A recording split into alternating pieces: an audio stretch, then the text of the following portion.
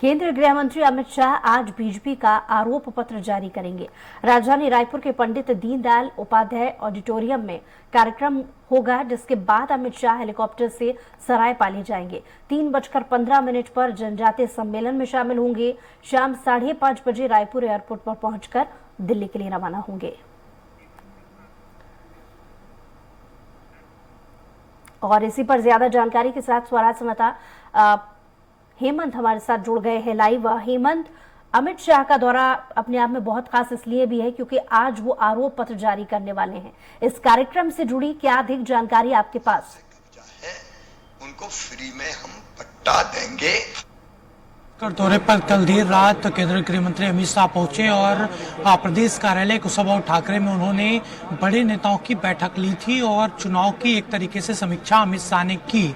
आज का उनके दौरे का दूसरा दिन है। रायपुर के प्रदेश कार्यालय में वो रात्रि विश्राम उन्होंने किया था और अब से कुछ देर बाद मैं जिस जगह पर हूँ वहां पर अमित शाह पहुंचेंगे और कांग्रेस सरकार के खिलाफ आरोप पत्र जारी करेंगे। आरोप पत्र में 100 से अधिक बिंदु शामिल हैं और इसको लेकर समिति का ऐलान पहले से किया गया था। उस कमेटी ने आरोप पत्र के लिए मुद्दे ढूंढे, मुद्दे को तैयार किया गया, उसका ब्लूप्रिंट तैयार हुआ और उसके बाद आज जाकर कांग्रेस सरकार के खिलाफ ये आरोप पत्र पेश खुद केंद्रीय गृह मंत्री अमित शाह कर रहे हैं। और इसके साथ साथ ये पूरा मंच है पंडित दीनदयाल ऑडिटोरियम का। यहाँ पर उनके साथ केंद्रीय गृह मंत्री अमित शाह के साथ जो राष्ट्रीय संगठन महामंत्री हैं BL संतोष, प्रदेश प्रभारी ओम माथुर, प्रदेश अध्यक्ष अरुण शाह, जो राष्ट्रीय पदाधिकारी हैं जो बाहर से दिल्ली से आए हैं बीजेपी के, वो मंच पर बैठेंगे। इसके साथ साथ इधर जस्ट मंच के नीचे तमाम विधायकों और सांसदों की बैठने की व्यवस्था की गई है। 11 बजे ये पूरा कार्यक्रम शुरू होना था बुसरा, लेकिन थोड़ा विलंब हो रहा है। अब से 15 मिनट के आसपास अमित शाह यहाँ पर पहुंचेंगे और आरोप पत्र यहाँ पर जारी करेंगे। इसके बाद यहाँ से वो सीधे फिर इस कार्यक्रम के बाद कुशाभाऊ ठाकरे प्रदेश कार्यालय चले जाएंगे और वहां से लंच करने के बाद उनका एक बड़ा कार्यक्रम सरायपाली में भी होना है। तो इस तरीके से पूरा शेड्यूल उनका तय हुआ है। लेकिन सबसे जो महत्वपूर्ण चीज है वो इसी कार्यक्रम को लेकर है कि आरोप पत्र जारी कर रहे हैं अमित शाह। उस आरोप पत्र में किन किन बिंदुओं को शामिल किया गया है वो जब आरोप पत्र जारी होगा उसके बाद स्पष्ट हो पाएगा। काफी जी हेमंत, काफी समय से इस बात को लेकर के तैयारियां चल भी रही थी। बूथ स्तर पर अपने नेताओं को ये जिम्मेदारी दी गई थी कि वो पहले जनता के बीच जाकर ऐसी समस्याओं को उठाएंगे, तब कहीं जाकर ये आरोप पत्र तैयार हुआ है।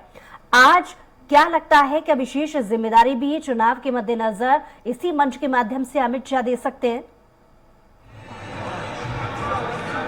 देखिए, निश्चित तौर पर, और जब अमित शाह आरोप पत्र जारी करेंगे तो उनका संबोधन भी यहाँ पर होगा और तमाम कार्यकर्ता भी यहाँ पर मौजूद हैं। बड़ी संख्या में कार्यकर्ताओं को भी यहाँ पर बुलाया गया था और एक तरीके से यहीं से कार्यकर्ताओं को रिचार्ज करने की कोशिश अमित शाह करेंगे।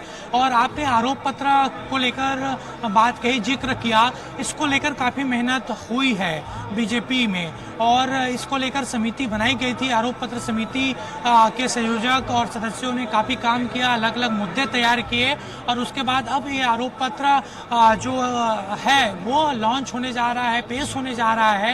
हालांकि इसका चुनाव में किस तरीके से इफेक्ट होगा वो तो नतीजे बताएंगे बुसरा, लेकिन उससे पहले कहीं ना कहीं बीजेपी ये दिखाने की कोशिश कर रही है कि वो पूरी मजबूत स्थिति से चुनाव लड़ रही है और उसी का ये हिस्सा आरोप पत्र लॉन्चिंग कार्यक्रम है। जाहिर हेमंत, आप क्योंकि कार्यक्रम स्थल पर ही मौजूद है, नेताओं के आने का सिलसिला शुरू हो चुका होगा, आपने उन नेताओं से बातचीत करने की कोशिश की होगी, तो कहीं ना कहीं इस बात का भी अंदाजा कहीं ना कहीं लग गया होगा कि आरोप पत्र आज जो अमित शाह प्रस्तुत करने वाले हैं उसमें कौन कौन सी विशेष चीजें होने वाली हैं। जी हेमंत।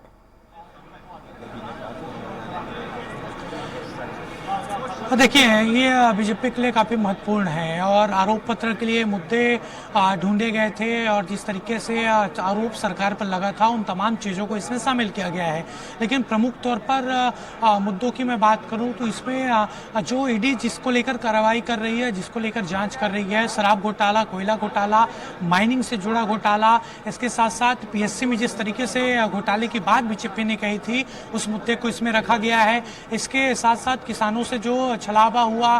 बीजेपी का ये आरोप लगातार यही था कि कर्ज माफ पूरे किसानों को नहीं हुआ, खाद बीज की यहाँ पर समस्या हो रही है। तो ऐसे अगर प्रमुख ये तमाम मुद्दे हैं जिसको लेकर लगातार आरोप बीजेपी लगाती रही है, घोटालों का आरोप लगाती रही है, लेकिन ऐसे भी छोटे मुद्दे हैं जो स्थानीय स्तर पर बीजेपी का नेतृत्व वहाँ पर हावी रहा है या उठाने की उन्होंने कोशिश की हो, तो ऐसे मुद्दों को भी शामिल किया गया है।